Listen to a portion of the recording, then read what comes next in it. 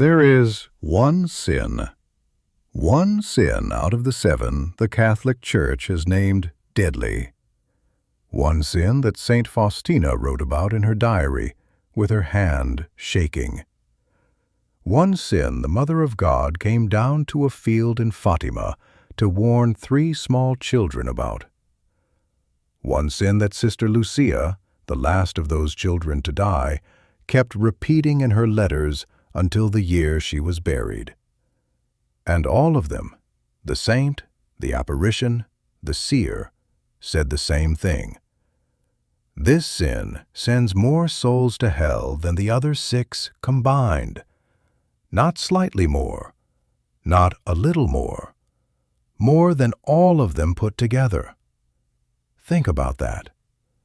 Pride, greed, envy, wrath, gluttony, sloth, the 6 sins the Church has warned about for 2,000 years, the 6 sins painted on the walls of cathedrals, the 6 sins listed in every catechism ever printed.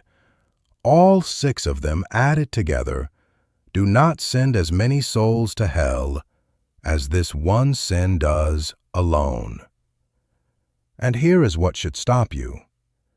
It is the one sin almost no one in the modern world considers serious anymore. It is the one sin people laugh about. It is the one sin entire industries are built on. It is the one sin that has become so normal, so accepted, so woven into ordinary life that most Catholics commit it and do not even bring it to confession.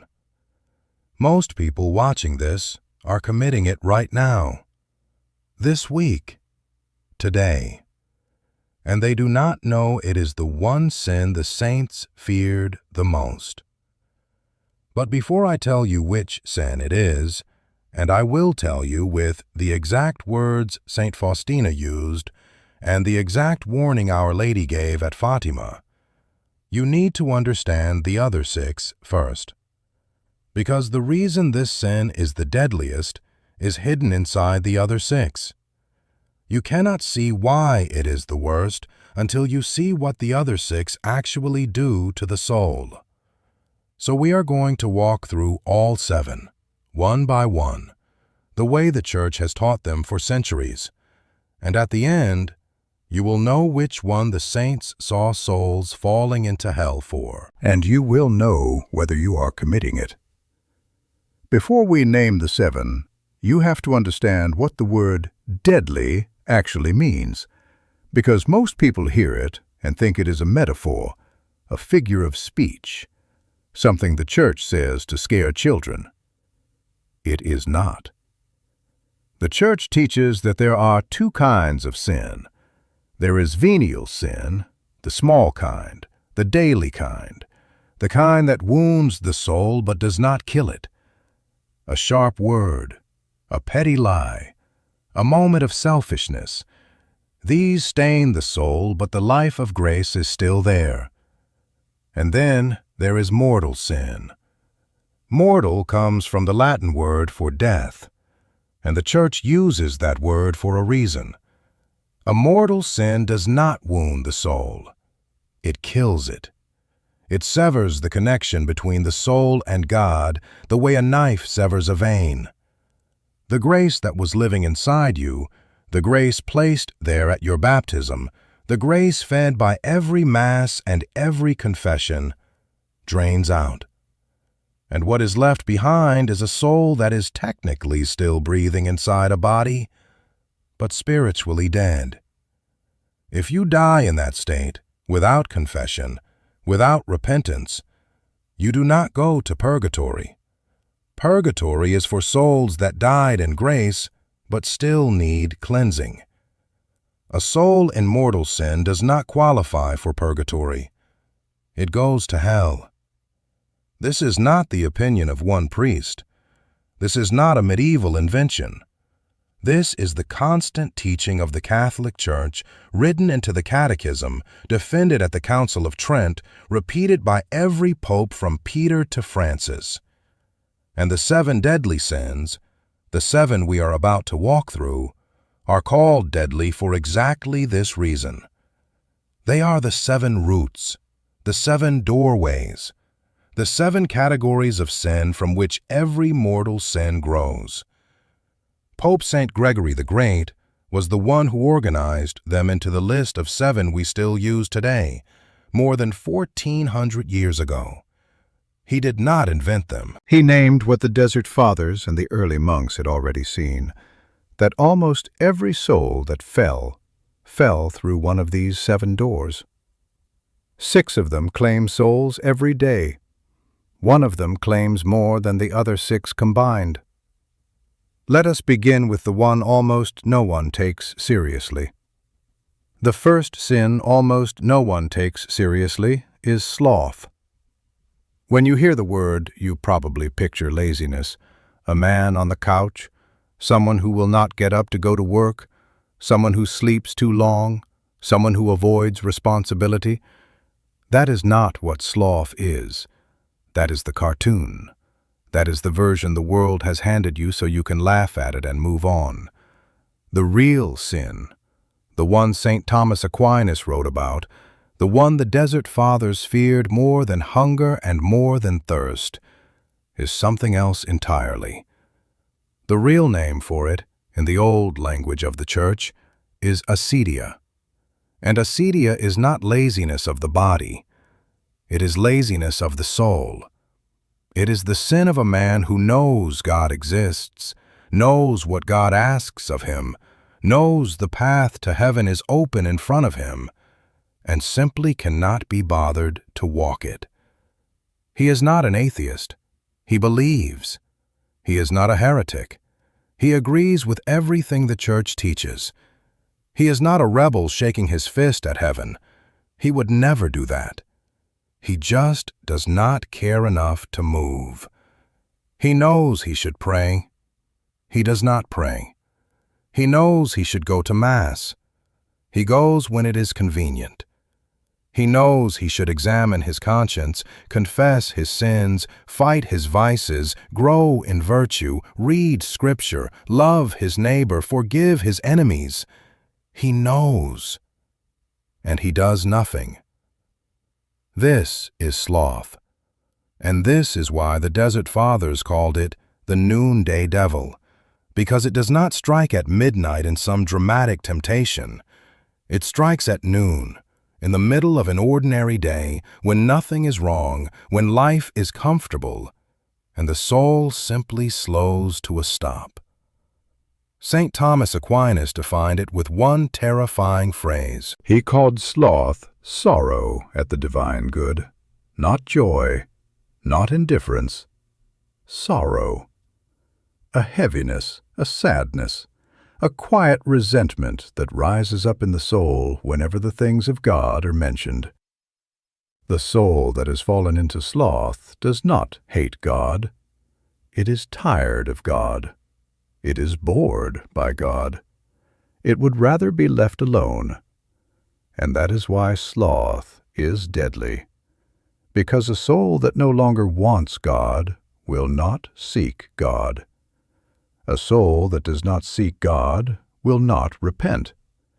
A soul that does not repent will not be saved. You can see it in your own life if you look honestly. You feel the pull to pray, and you scroll your phone instead. You feel the pull to go to confession, and you tell yourself, next month. You feel the pull to open the Bible, and you open Netflix. You feel the pull to break off the friendship, the relationship, the habit that is killing your soul, and you tell yourself it is not the right time. Every one of those moments is sloth, not laziness, not exhaustion, sloth, the slow refusal of the soul to move toward the God who is calling it. And here is the part that should frighten you.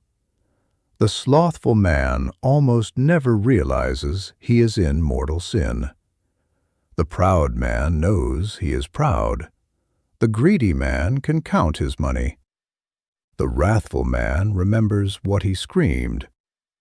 The slothful man feels nothing. He feels fine. He feels normal.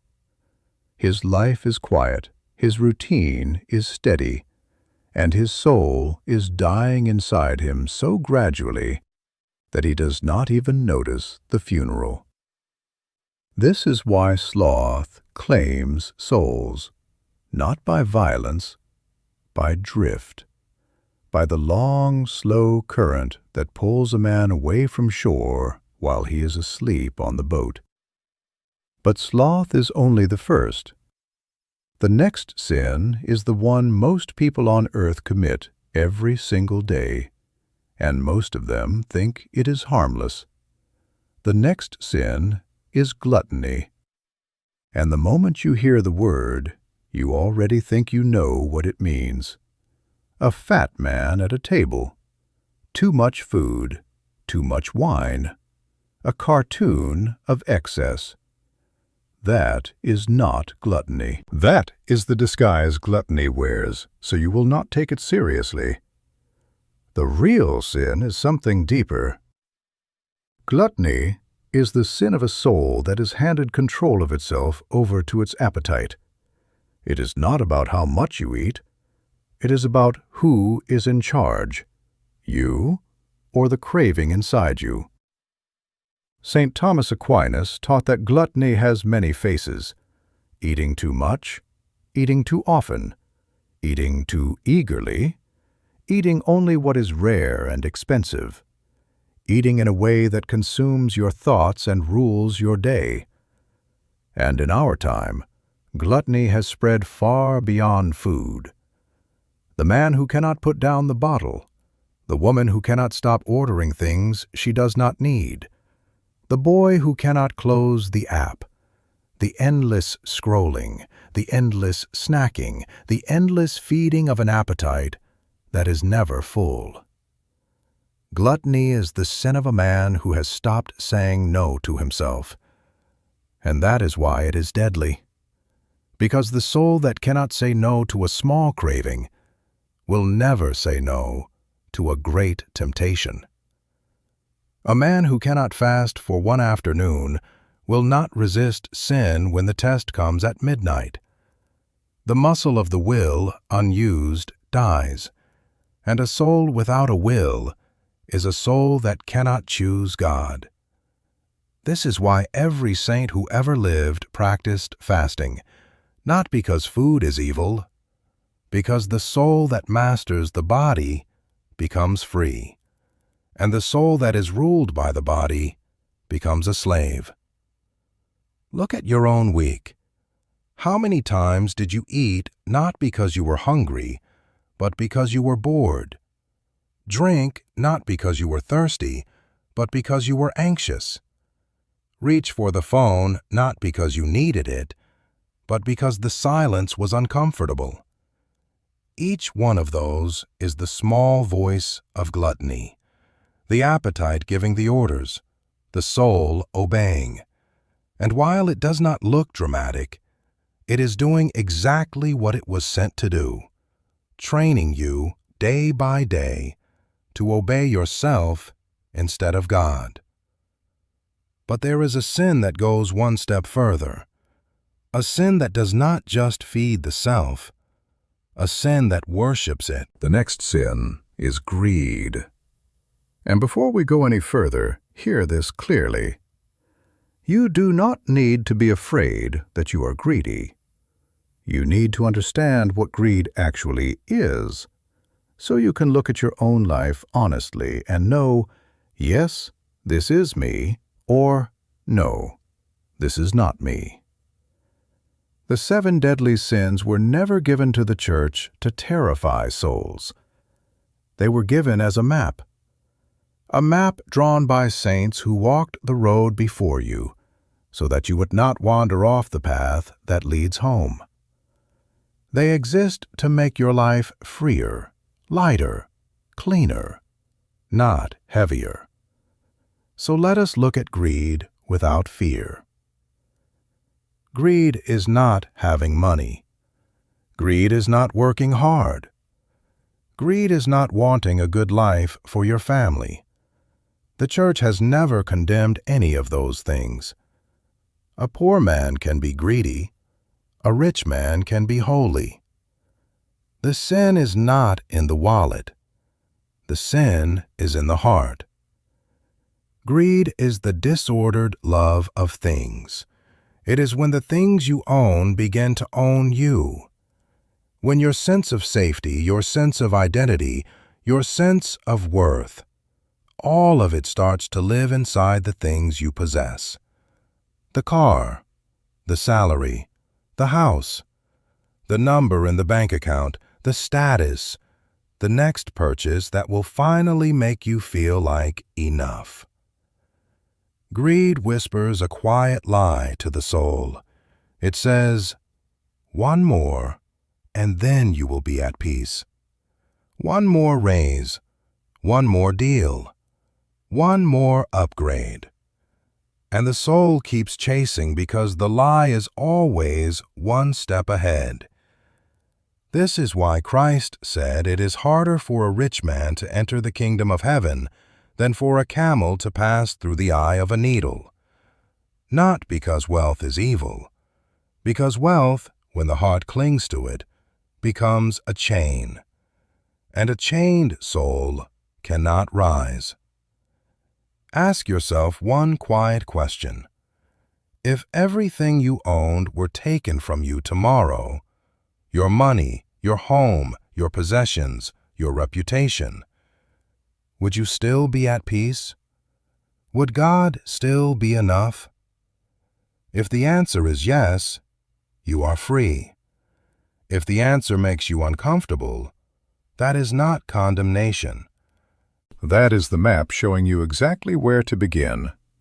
But there is a sin that is even more bitter than greed, because greed at least wants something for itself.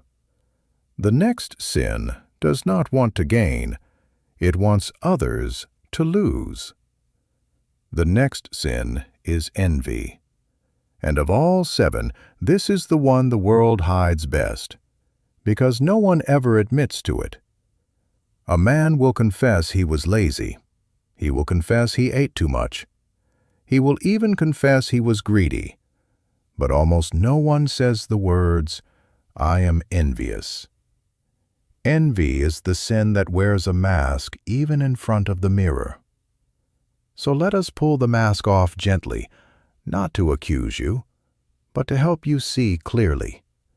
Because once you can name it, it loses its power over you.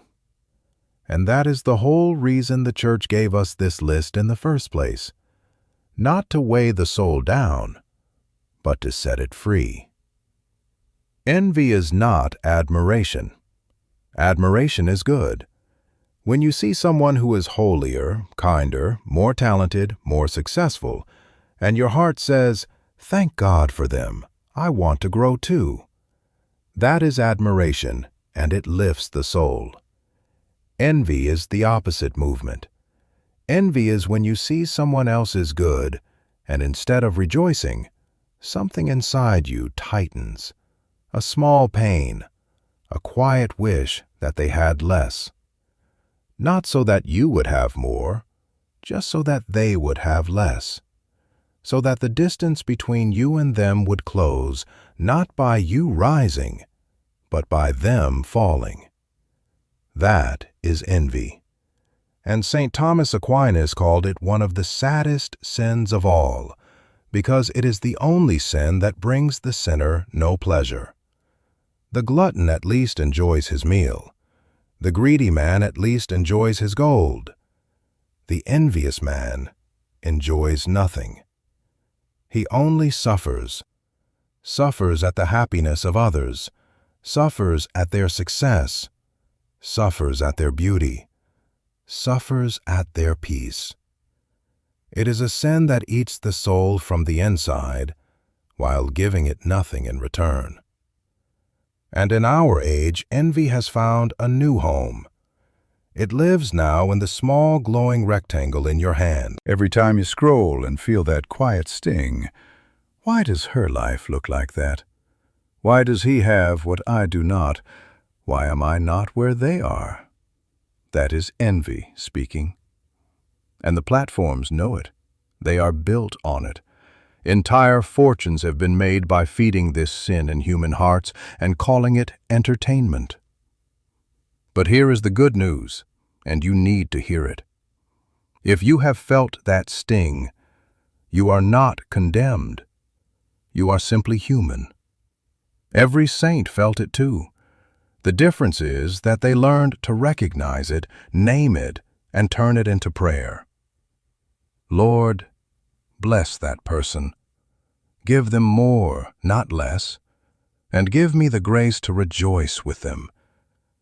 Say that prayer once, honestly, for someone you envy, and you will feel the chain begin to loosen. That is what the map is for, not to shame you, to free you. But there is a sin that burns hotter than envy. Envy poisons quietly. The next sin sets the whole house on fire. The next sin is wrath. And here, more than anywhere, we have to be careful, because wrath is the sin most often confused with something that is not a sin at all. Anger itself is not evil. Even Christ was angry. He overturned the tables in the temple. He spoke hard words to the hypocrites. The Bible tells us, be angry and sin not. So if you have ever felt anger rise in your chest, at injustice, at cruelty, at something done to a child, at evil in the world, that is not the sin. That can be holy. That can be the soul defending what is good. So breathe. Wrath is not every flash of temper. Wrath is something else. Wrath is when anger stops being a feeling and becomes a master. It is when the heat of the moment becomes the temperature of the soul. When anger is no longer something that visits you, it is something that lives in you. It moves into the house, takes off its coat, and starts running your life. Wrath is the grudge you have carried for 10 years and still rehearse in your head when you cannot sleep. Wrath is the conversation you replay over and over, sharpening your reply each time. Wrath is the family member you have not spoken to in years over something you can barely remember. Wrath is the quiet wish, deep down, that someone who hurt you would suffer. Not be corrected, not be healed. Suffer. That is when anger has crossed the line. That is when it becomes deadly. St. Thomas taught that wrath is the desire for revenge that goes beyond justice. Justice wants the wrong made right. Wrath wants the wrongdoer destroyed. Justice rebuilds. Wrath burns. And wrath burns the one who carries it more than anyone else. There is an old saying, holding a grudge is like drinking poison and waiting for the other person to die. Every saint who wrote about this sin said the same thing. The one who refuses to forgive is not punishing his enemy. He is punishing himself every single day and calling it strength. This is why Christ tied forgiveness directly to our own salvation. Forgive us our trespasses, as we forgive those who trespass against us. He did not say, if you happen to feel like it. He made it the condition, because he knew that a heart full of wrath cannot also hold grace. There is no room. One pushes the other out. And again, hear this clearly. If there is someone you have not forgiven, you are not a monster. You are a wounded human being. Forgiveness is not pretending the wound did not happen. It is not saying what they did was okay. It is simply the moment you decide to stop carrying their weight in your soul. You hand it to God, and you let your hands be free again. That is what this map is for, not to convict you, to unburden you. But there is one more sin before we reach the deadliest of all, and this one is different from the others. Because the next sin is the sin that the modern world celebrates most openly, and the one the saints warned about with the most tears.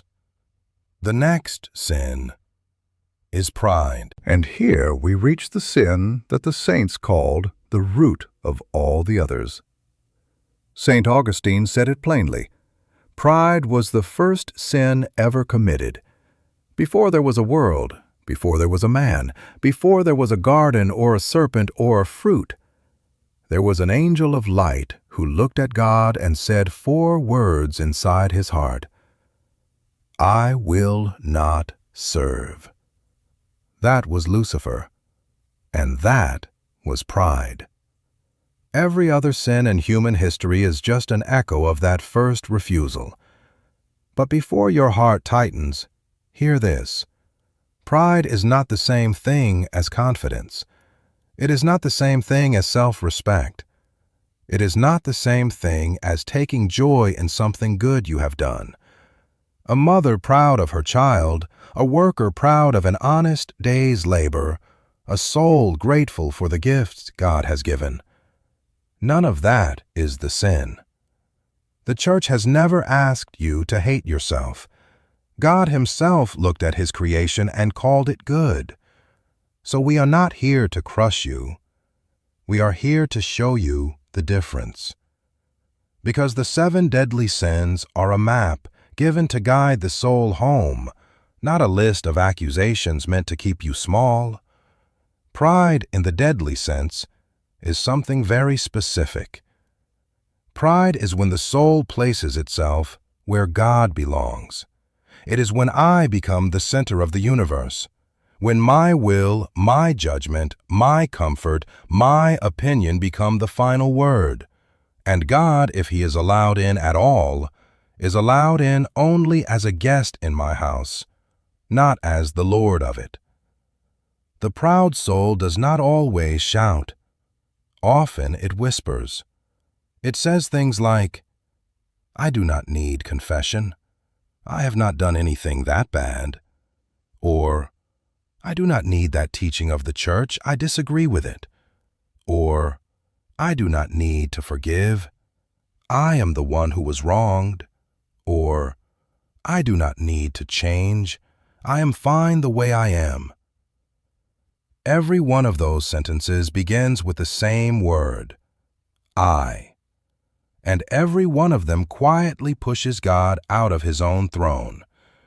That is why pride is the deepest of all the sins. The other 6 pull the soul toward a creature, toward food, toward money, toward another person, toward revenge. Pride pulls the soul toward itself.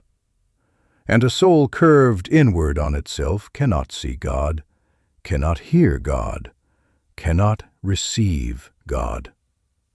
The door is locked from the inside. This is why every saint, without exception, walked the road of humility. Not because they hated themselves, the opposite.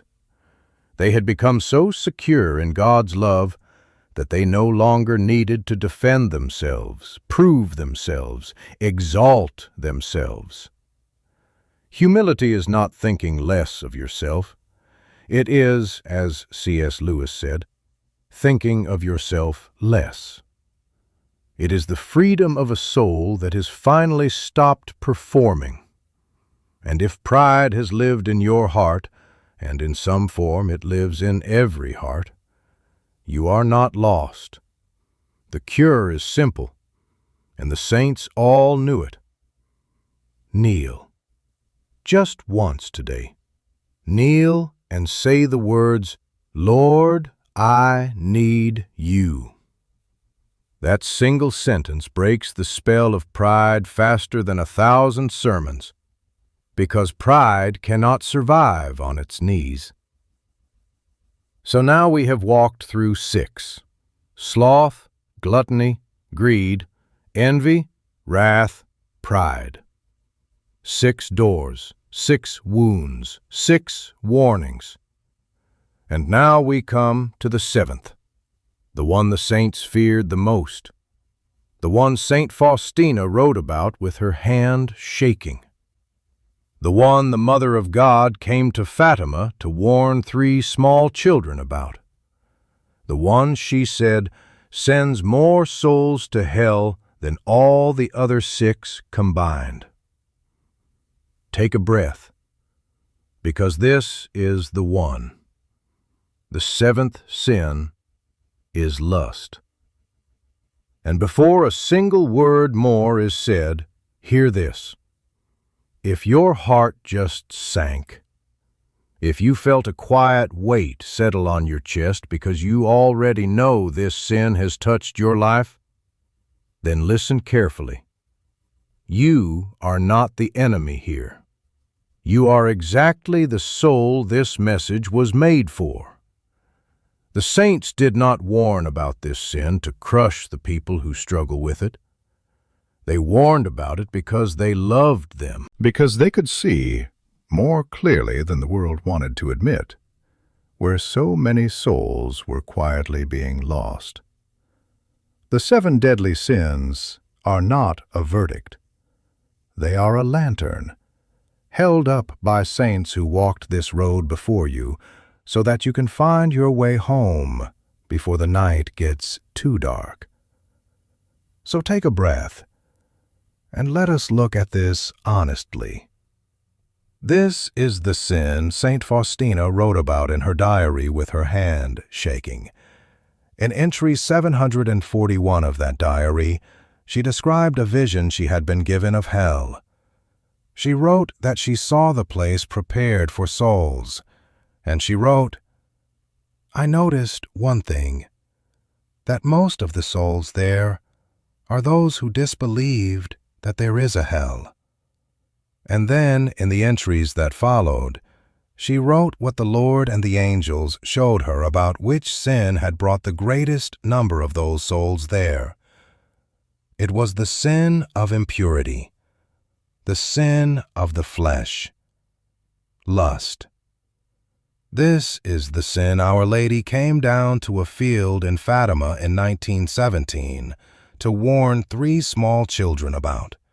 Saint Jacinta Marto, the youngest of the 3 seers, was only 7 years old, and before she died at the age of 9, she repeated to anyone who would listen the words the Mother of God had given her. She said, "More souls go to hell because of sins of the flesh than for any other reason." A child of 9 sang those words because the Mother of God herself had said them first. And this is what Sister Lúcia, the last of the 3 Fátima seers, wrote in her letters until the year she was buried in 2005. She warned over and over again that the final battle between Christ and the devil would be fought over marriage and the family, over purity, over the human body and what is done with it. She did not say this once. She said it in letter after letter, year after year, until her death. A saint, an apparition, a seer, all saying the same thing. Lust, the sin of impurity, the sin that the modern world has wrapped in lights and music and called freedom. The sin that entire industries, billion-dollar industries, are built on. The sin that every phone and every pocket carries an open door to. The sin that has become so ordinary, so expected, so woven into daily life that most people who commit it do not even think to mention it in confession anymore. That is the sin the saints feared most. Now hear what lust actually is, because, as with all the others, the world has handed you a cartoon, and the cartoon is hiding the truth. Lust is not love. Lust is not attraction. Lust is not the natural longing of the human heart for union, for tenderness, for closeness. God placed all of that in you Himself and called it good. The desire that draws a husband to his wife, that builds families, that bears children, that creates the next generation of souls, that is holy. The Church has blessed it on every altar for 2,000 years. Lust is what happens when that holy desire is torn loose from love and used as a thing in itself. Lust is the sin of taking a person, a soul made in the image of God, a soul Christ died for, and reducing them to an object, a body, a surface, something to be consumed and discarded. Lust does not see persons. It sees parts. It does not unite. It uses. And in our age, lust has been industrialized. The screens have made it possible for a man to commit this sin 100 times before breakfast and never look another human being in the eye. Pornography, the endless feed, the image after image after image, each one a real person, a daughter, a son, a soul, turned into a thing for someone else's appetite. The Church has always taught that this is mortal sin, not a small thing, not a private thing, a sin that severs the soul from grace. And here is why the saints said it sends more souls to hell than the other 6 combined. 3 reasons. Listen carefully. The first reason is that lust enslaves faster than any other sin. The other 6 can be put down with prayer and effort and time. Lust hooks the soul through the body itself. It rewires the appetites. It builds chains the soul cannot break alone. A man can decide to stop being greedy in an afternoon. A man caught in lust can struggle for 20 years and still feel the pull. That is what makes it so deadly. Not that it is the worst in itself, but that once it has taken root, it is the hardest to escape. The second reason is that lust is the sin almost no one repents of anymore. The pride confessor knows he was proud. The wrathful man knows he screamed. But the lustful man has been told by every voice in the modern world, by every film, every song, every advertisement, every algorithm, that what he is doing is normal, healthy, harmless, even good. So he does not bring it to confession. He does not name it as sin. And a sin that is not named cannot be forgiven, not because God will not forgive it, but because the soul never asks. The third reason is the one the saints saw most clearly. Lust does not kill the soul in one blow. It kills it by drowning. One image, then another, then another. Each one a small surrender, each one a small dimming of the light, until one day the soul looks up and realizes it can no longer feel God at all. It can no longer pray. It can no longer believe. The flame has not been blown out. It has been smothered, slowly, under a weight the soul never noticed accumulating. That is what St. Faustina saw. That is what Our Lady warned about. That is what Sister Lúcia kept repeating until the year she died. And now hear the part the world does not want you to hear. If this sin has touched your life, and statistically it has touched almost every life watching this, you are not lost. You are not condemned. You are not beyond saving.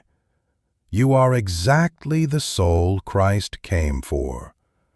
He did not come for the clean. He said it himself. I came not to call the righteous, but sinners. The woman caught in adultery, the woman at the well, Mary Magdalene, These are the souls he drew closest to him, not because their sin was small, because their hearts, once turned, burned hotter than anyone else's. There is a way out.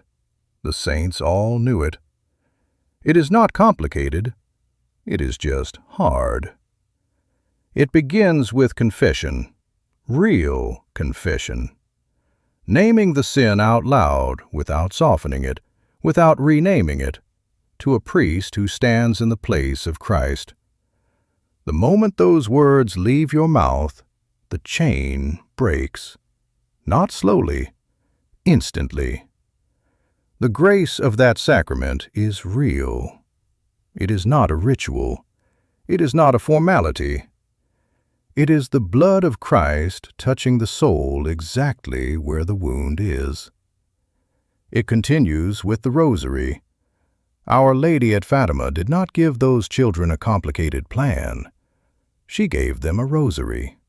She said, "Pray the rosary every day," because she knew that the soul that holds her hand cannot fall as far as the soul that walks alone. Every saint who escaped this sin escaped it through her. It continues with the Eucharist, frequent Mass, frequent communion, because the sin of the flesh is healed by the flesh of Christ. There is no other medicine strong enough. And it continues with one practical decision that will cost you something. Cut the source. Whatever screen, whatever app, whatever account, whatever relationship is feeding the sin, cut it. Not tomorrow, today. The saints called this fleeing, not fighting, fleeing. Because some battles are not won by standing your ground. Some battles are won only by running away from the fire before it reaches you. That is the seventh sin. That is the one the saints feared most. That is the one Our Lady wept over at Fátima. And that is the one Christ is still today, still right now, willing to lift off your soul the moment you ask Him to. You are not too far gone. You are not beyond reach. You are not the exception. The blood of Christ is greater than every sin you have ever committed, and every sin you will ever be tempted by. The saints did not write these warnings to bury you. They wrote them to wake you. And if you are hearing this now, it is because the waking has already begun. So here is what to do before this day ends. Kneel, just once, wherever you are, and say these words: Lord Jesus, I am a sinner. I cannot save myself. Save me. Mary, my mother, take me by the hand. And then go to confession this week, not next month, this week, because the saints were right about one more thing. None of us know the hour. None of us know the day. And the only sin that cannot be forgiven is the sin we never bring to Him. He is waiting. He has been waiting your whole life. Go home.